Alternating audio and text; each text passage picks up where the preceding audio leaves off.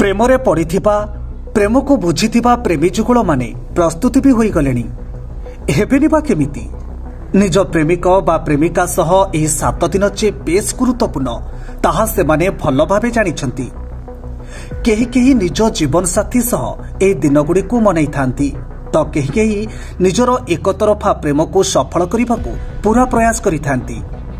जेमिति कि प्रेमिकार मनपसंदर chocolate teddy गोलापति मनर कथा कही थाए प्रेमिक आउ हसी दिए सबू बुझी जाए अबुझा प्रेमिका। प्रेम प्रतिटी मनुष्य जीवन में होई थाए से पुओ हेउ कि झियो प्रेमर स्पर्श समस्त को होई थाए।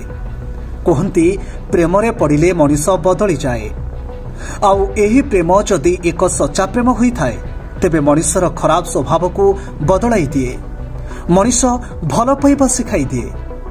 फेब्रुआरी 7 रु 14 जाए प्रेम सप्ताह पालन करा जाए।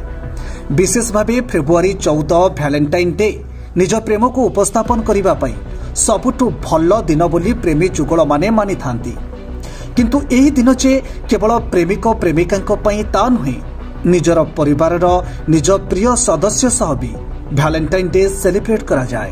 Bureau report metro TV Odisha.